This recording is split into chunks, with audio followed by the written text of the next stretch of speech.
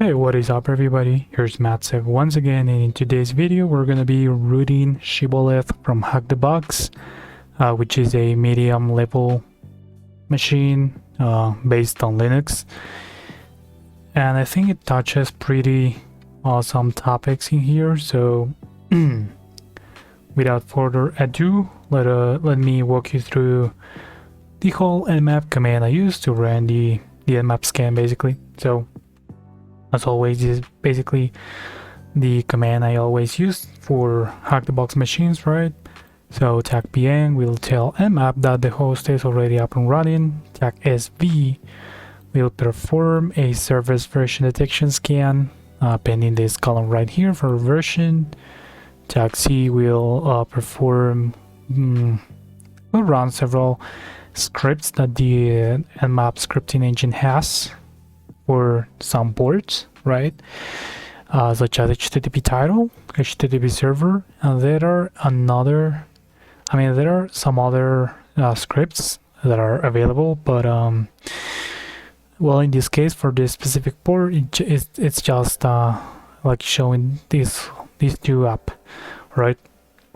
And you can squeeze them in because there's another parameter which is tag s, but you can just merge them, right? Also, we'll be using a minimum rate of 500 packages a minute. I've seen other folks for these machines using 5,000 packages, but for me that is not viable, since it will make me lose a lot of information. Some people may see that 500 makes them lose information. That is not my case, so my advice is always to test what is the best rate that works for you. Also use tag n to disable DNS resolution. -p- will perform a quality scan over the whole range of ports that are available on the TCP/IP protocol, which is 65,535. Also, and lastly, I will be saving the output to a file called general inside a directory named nmap, right? So after all this, we can see here, thanks to the default script, that the Apache server, when you like enter it via the IP itself, will be redirecting you to the shibboleth.htb domain now. For us, in order to access this domain, we need to store it or save it or put it into our local DNS file, which, if you don't know, is the /etc/hosts file, which is this one. And what it does is that it basically allows us to put an IP here and specify as many domains as we want, so that the IP resolves to those things, right? So just don't think about this, just shibboleth.htb, because it redirects us there, right? So once we are here, we will see that we have a template based website. You will see all the tags in Latin, so no hyperlink works. If you see right here in my lower left corner, you will see a hashtag services, for example, which means it will just take us to a dynamic resource, which is something like this, about services portfolio. But this is all inside the same page, which is index.html. We have, however, a block which takes us to blog.html, drop down, contact, get started, nothing else.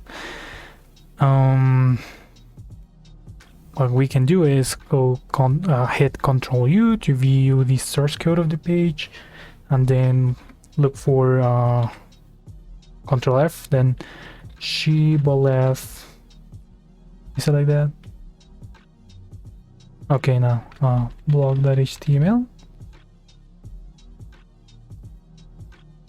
Maybe we can start looking for another HTML files. Portfolio. This portfolio.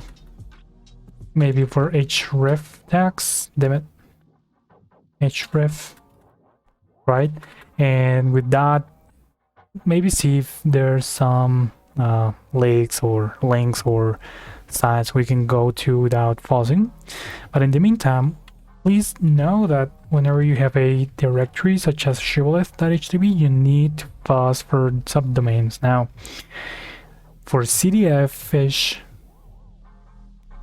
situations, you may want to use something that is quick, that is fast, such as a fuzzer, such as FFUF, which stands for fast faster UFU.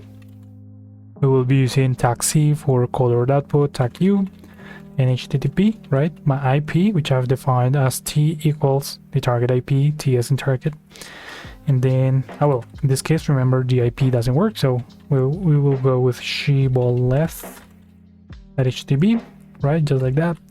We will be looking for a word list, which is user share seclists discover DNS subdomains 20,000. And I'll be using 200 threads. This is unrealistic because doing it in real environments such as bug bounty hunting activities will get your IP blocked. And yeah, it's not worth it. There are some other methods for fuzzing in real world environments, right? So T200. And know that these fuzzers such as FFUF or WFuzz we'll always need a keyword to specify when we want to fuzz at. In this case, when we're fuzzing for directories, we will see here fuzz. In this case, we don't. We need to do it in a different way. And for that, we'll be using a header host. Right, and here I'm going to be using fuzz.shibboleth.htb. Alright, just like that. And with this, I'm going to be using filter lines 10. I don't want to see answers with 10 lines. And we will see monitoring, subx, monitor. And don't get me wrong, even if this is like here, I can save this because this is wrote as sudo and I don't want to enter my password. But imagine that we only have this one, right? You would see them anyway. That's why I came out with the conclusion of adding them to the file, right? So monitor.shibboleth.htb subx monitor. Now I'm going to be exiting out. Nope. Okay. And with that, I'm going to be going to monitor that Shibboleth.htb, and you'll see a Google logo. So in order to avoid that, we can just specify a / at the end, and that will be taking us to the actual content, right? So at this point, we have subx, right? A login. And I encourage you to look them up one by one, but you will see that they are exactly the same. So they actually have the same size, so yeah, they're the same. So I'm gonna be trying guest, admin, no permission, incorrect username or password, or account is temporarily blocked. That is cool. So we might want to look it up or exploit DB's database, which is searchploit, such as searchploit subx, and we will see a lot of them from version 1 to version 5. So we're not really sure what version we're at, and obviously we could start like testing out all one by one, but that is not worth it, at least for a CTF. Maybe it is, but you need to start doing something in the meantime, right? Like keep scanning, keep looking for another ways automatically while you check other exploits or rule out any possibilities of exploiting a machine in certain way, right? So with that said, I'm gonna be telling you that you can scan, and you should know that obviously, but you can scan the whole 65,353 ports over UDP. All right, just as TCP, now over UDP, but this is slow, super slow actually. So with this very same nmap scan, instead of doing this, you may want to use something like top ports, which is, hey, just scan the, I don't know, 1000 ports that are most common, right? This is often a super valuable technique and a strategy just to not lose a lot of time in it. When you do it, and I will not be doing it because it's super slow, but when you do it, you will be seeing a port which you may want to look up, like port, whatever port it is, Google what it is. Then you will see the name, and then you should look it up on IPME, I think it is. So IPME hack tricks, or IPME hacking, IPME pentest, IPME exploit, whatever keyword you want. But we have this, so 623, and we have some basic information here just to wrap our head around this. And it says Intelligent Platform Management Interface, IPME, is a set of standardized specifications for hardware-based host management systems used for system management and monitoring. It acts as an autonomous subsystem and works independently of the host's BIOS, CPU, firmware, and underlying operating system. IPMI provides sysadmins with the ability to manage and monitor systems even if they are powered off or in a non-responsive state. It operates using a direct network connection to the system's hardware and does not require access to the operating system via a login shell. So that's cool. Feel free to read all of it if you want. We have here a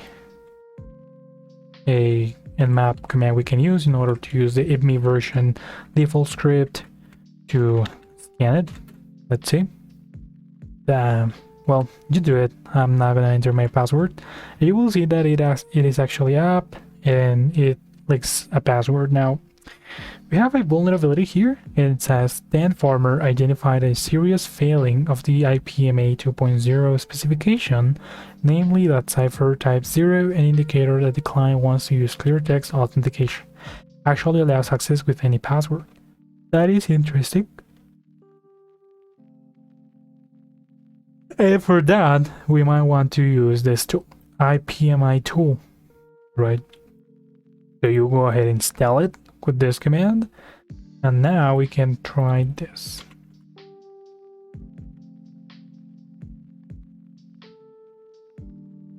Let me just remove that command comment, and we see that, right, well, first of all, that's not my IP. Let me change it. Could not find open. Couldn't open socket.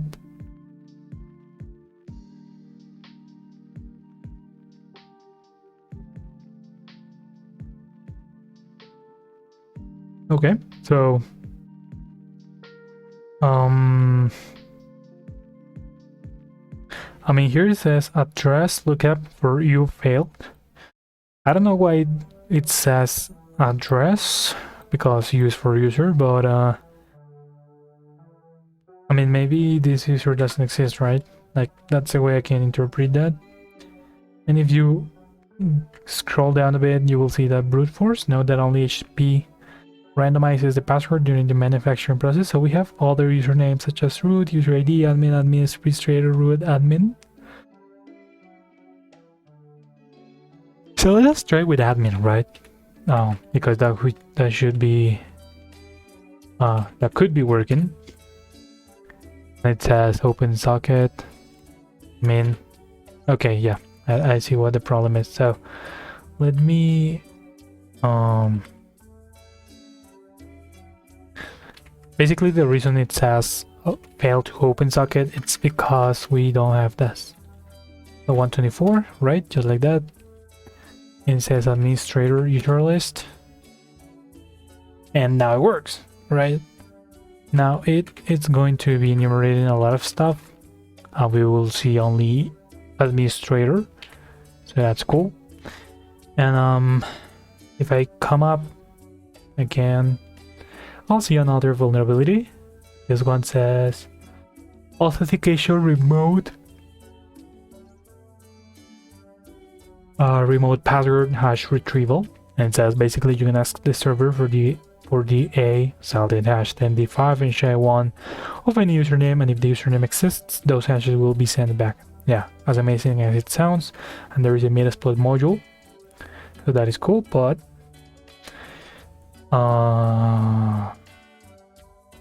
look at this. Use an IPMI tool by passing authentication to change the root password to ABC123. So this is not a good idea. Why? Because remember, there is a very common vulnerability in the world. It happens everywhere in the layer 8 of forgot the name, damn it. So yeah, the layer 8. You tell me the name of the topology if you want in the comments. But the thing is, the layer 8 is the user itself. The user itself is a vulnerability because, well, you know, humans are predictable and they're unresponsive, you know. So people used to reuse passwords. So if we get a chance of retrieving a password hash, crack it, have a password, we might be able to use that information either to use it in other systems, logins, whatever, or well, get to know the user and continue the exploitation, maybe perform social engineering attacks, a lot of stuff, right? So this is not a valuable option, and here it says that we can retrieve a hash. Now I don't want to use Metasploit, but I can do something like this: if me exploit, something like that. And if I okay, well, I see a GitHub here, exploit to dump if me hashes, so let me use that. Otherwise you could have looked up IPMI with the keyword GitHub or hashes, whatever. So we have this, not gonna be downloaded, but let me go to exploits, git clone me pwner, right? And we have requirements. Please do execute that. I already have, so I don't need that. But I can run Python 3 me owner, and I must be root. That's a bummer.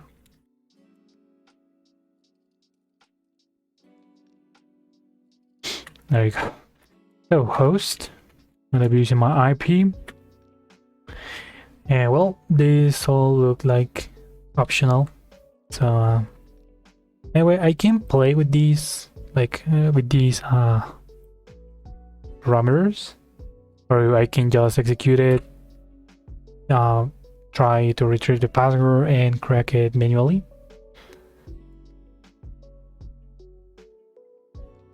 Brute forcing.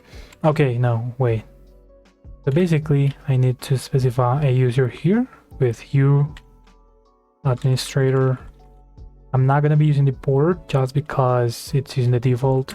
I assume that would be in order to use a different one in case there were.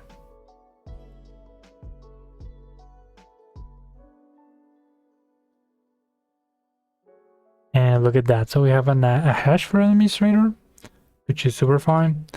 And I'm gonna be using hash output, correct? Yeah, I'm gonna be using hash output, so I wanted to save it here in a file called hash, right? And I'm gonna be using pw to use Raku. I use your share wireless Raku. And I don't know what else. C, I wanted to use John. And that's it, I think. Let us do that.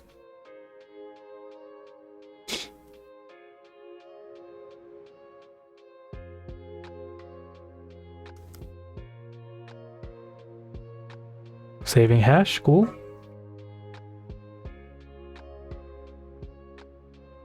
and it cracked it like super quickly. So here we just found two vulnerabilities, which are, first of all, a vulnerable service, which is IPMI. It's outdated, hence it's vulnerable. And second, a use of weak passwords, right? So I'm gonna be using that, and give me, maybe I can try it here, right? So administrator, give me, oh well, that password, whatever it is, and look at that.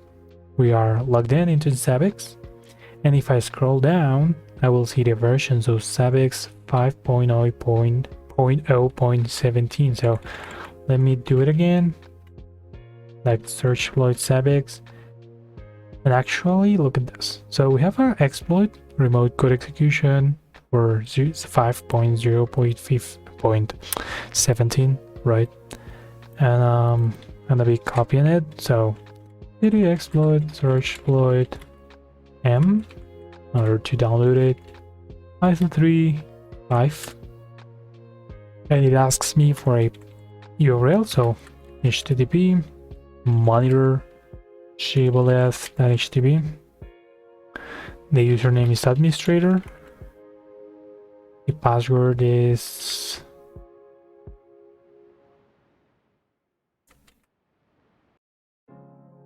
I love pumpkin pie 1, and it asks me for my IP. So I assume it will be sending me a reverse shell and port 444. So let me just do this and send it.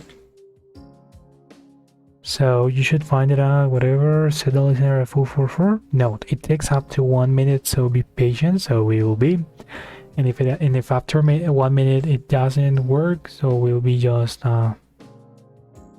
well, doing it manually, or well, using the option no, just to see what happened.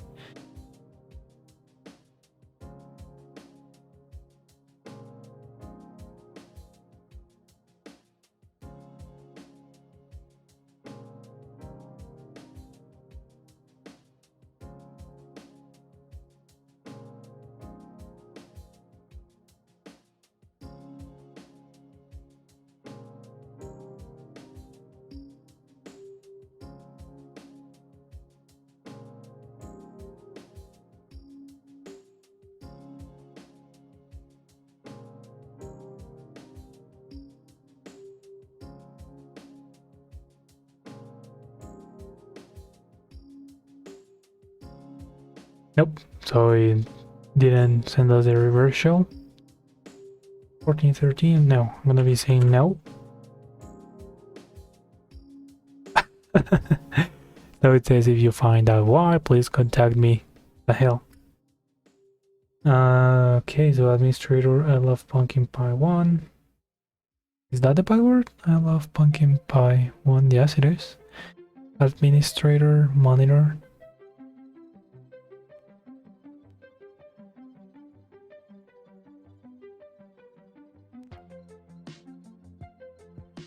Okay, just let me do it again.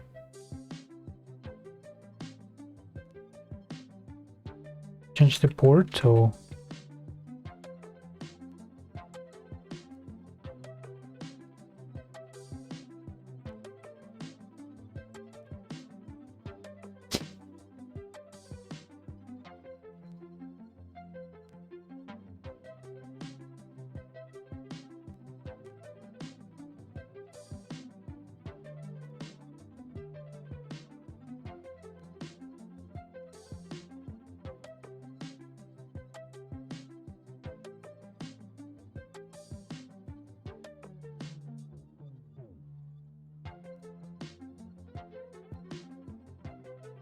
nope, so it's not working, but let me just cat it out. Like, actually, let me use less because I want to see the source code just to see what's going on under the hood. And user agent, hostname, password.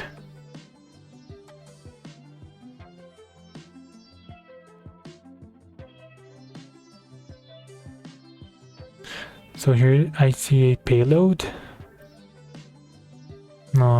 But where is it? saving it at.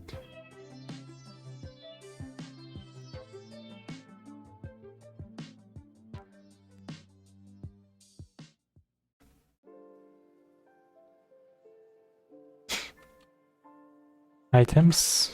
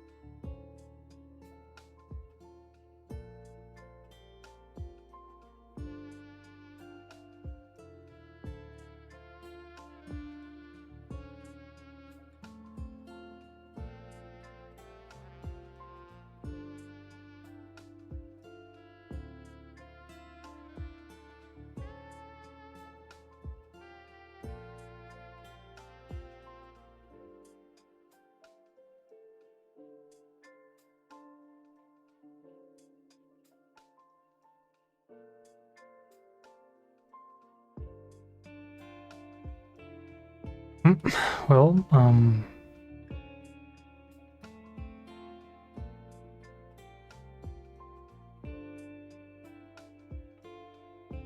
mean, items? I don't know.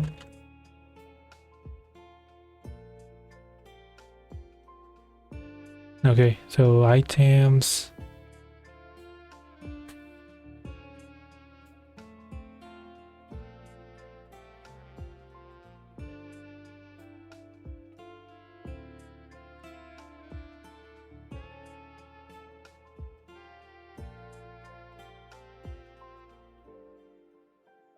Okay, so let me just pause the video and figure out where the injection point is, because I can find it and I don't want to make the video longer. So I'll be right back with you guys. Alright guys, thanks for waiting. So I just figured it out. So from here you just need to create an item like this one, and you will see in the source code in here that it says post to URL plus items.php, and it sends data, which is a variable called data2, right? So data2 is a lot of stuff that it's sent when you create it, basically. But if you check that in here, you will see that key calls payload, and payload, let me look, payload is this, right? Payload is this with the command. So key is this. So I can just, since this is this have an asterisk, meaning it's mandatory, so test and key, I just need to do this. So wait, key, and that command will be this. So Control C command, so like that. I'm gonna be going to port to IP 10.10.14.13 mine, and port 3333.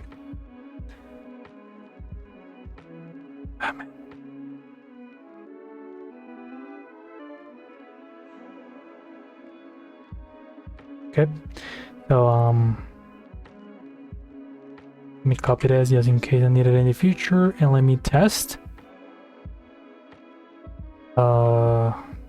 Get value and test. Okay, great. So we have a shell for it, definitely the bash. I'm gonna be stabilizing it, so Control Z, stty row minus echo, then for round, then exterm, and with this pwd id sudo tag al. We don't have the password for suffix, though it's probably I love Punky Pie, and nope, it's not. So all right, so from here what can we do? Start enumerating the system, right? So opt amp amp VCDF, which is the MK FIFO reversal. So LSLA mount, server, media, the home phone, media, see the room, home. Actually, I need to export term as next term in order to be able to hit Control L and clean the screen. So again, LM. So we have a user IPMI SBC, so that is important to test password reusing again. So let me first of all do as root. Password is not to IPMI SBC password, and there you go. We're logged in as IPMI service. So sudo L, let me again, and we don't have that. So cd, go to my home, add user.txt, and then from here, well, we don't have any directory like important. vmrc, profile, bash logout, bash rc, it's not important as well. So you just need to start enumerating yourself, and note that if you run automated tools like Limpies, you should find it super fast. And I mean, what we're about to show you, right? But yeah, one interesting thing you need to do is first of all enumerate services. There are several ways to do that, like etc init.d.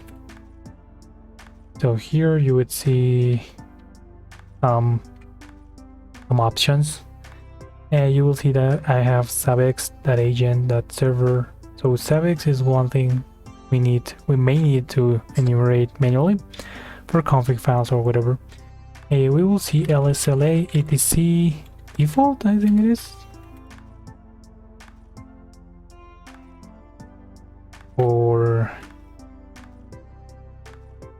no, right? So first of all, let me use find from etc, and I want to find files at first, the name and whatever that ends with conf. I want to find conf files. So def, no, let me just change that B for a V because I just mistyped it in there. And we see Apache, UECF, modprobe, VMware, systemd, Apache again. Just let me grab them out, such as modprobe, VMware, systemd, Apache, Apache 2.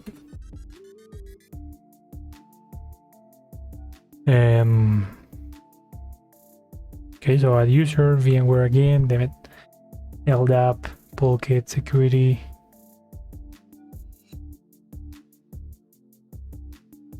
We have some savix files in here.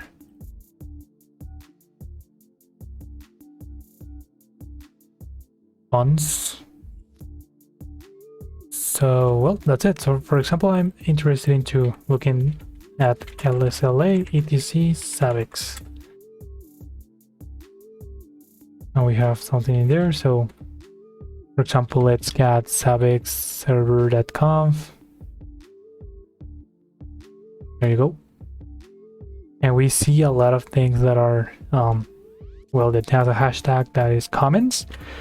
And I will be start ripping out any line that has, well, that starts with a comment. So grep, actually I will be using egrep because I will be using regular expression. So this sign right here, this hat, tells any sign, any pawn sign that starts with this. I mean, any line that starts with this pawn sign, right?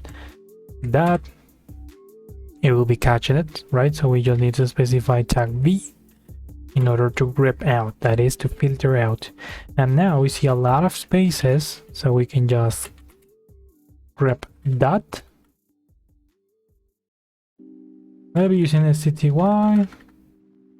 rows 100, columns 100, just because it works and it helps us not, well, it helps us so that the lines doesn't overlap to each other, right? So now I can use the whole of this, but it's still giving trouble.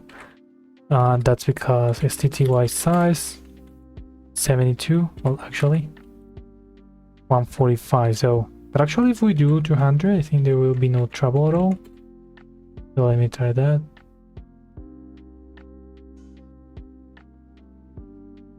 And yeah, that's cool. So we need we can actually no. Okay, yeah. So basically, yeah, we just need to STTY rows 33, columns 145. Let's play by the rules. So once again, cat, let's cat, and we can just grab and add dot to remove those spaces, right? And in here, we have several interesting things. So we have DB name, DB user, and DB password. And I wonder if we have MySQL or something, and we do. So we have 3306. So I'm going to be using MySQL. Sabix and P is going to be blower sky blah. So we're logged in. Show databases and Sabix. So let me use it. Use Sabix, then show tables, and I see users. That's pretty much what I'm interested in by now. So select everything from users, and we will see that we have 3, which is admin, guest, and administrator, right? So we may want to try to crack those hashes, but in this case it's not necessary. What is interesting though is that once you log in, it's not necessary to log in, by the way, but you will see the version. We always, in terms of vulnerability assessment, we need to assess vulnerability based on software version. So we find this 3.10.3.25. I want to see if I have I want to see if I have an exploit, a working exploit, and well, it just shows up in here. So I'm going to be clicking that exploit, and apparently we do. So let me open this. Do we have another one? Maybe GitHub. So Shamo. No. So here it says, let me read that. It says it works on MariaDB 10.3 before 28. We're on 25, so that should work. So we're gonna be trying to exploit that. And let me see something, because we can actually see if this is being run by root or who. So let me see MySQL if I catch it.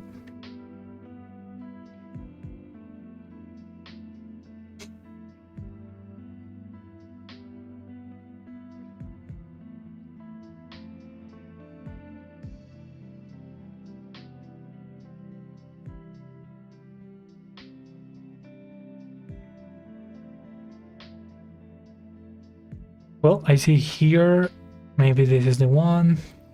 MySQL is running here. Well, basically all of them are being run by root. So if we get a shell or remote command execution from this one, we would be able to get a shell as root. So that's promising. So let me read this. It is how to exploit, create a reverse shell payload, listener, transfer it with SCP, and run it with a DOM file. So I want to do that. Let's go. So first of all, let's just create that. Instead of this, I'm going to be using test.so. Actually, I need to specify an L host here, so I'm going to be using 10 for my VPN, and then port 2222.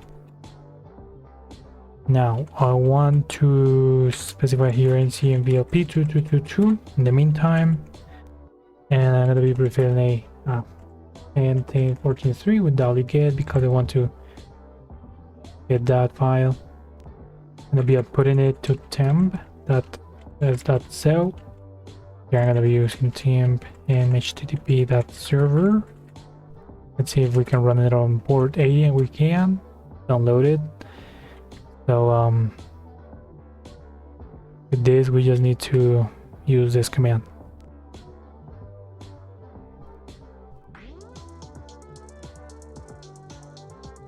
So let me use my SQL again here, but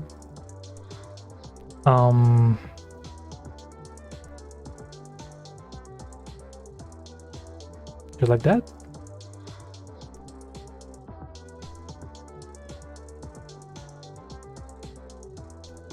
Nope. Maybe this one gives the answer.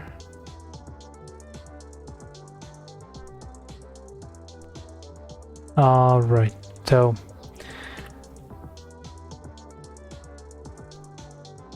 I guess there must be some way to do it from just like a one-liner or something, but let me just do it like this.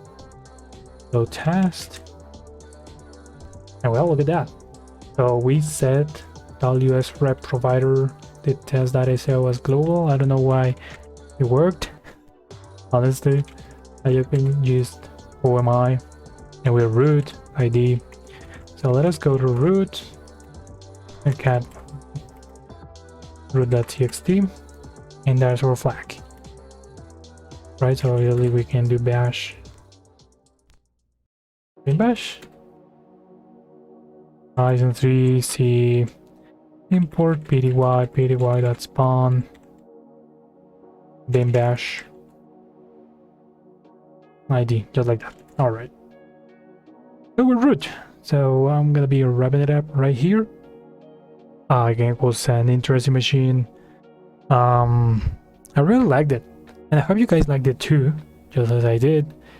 And that's it for today, and I will be seeing you in another video. Thank you very much for joining.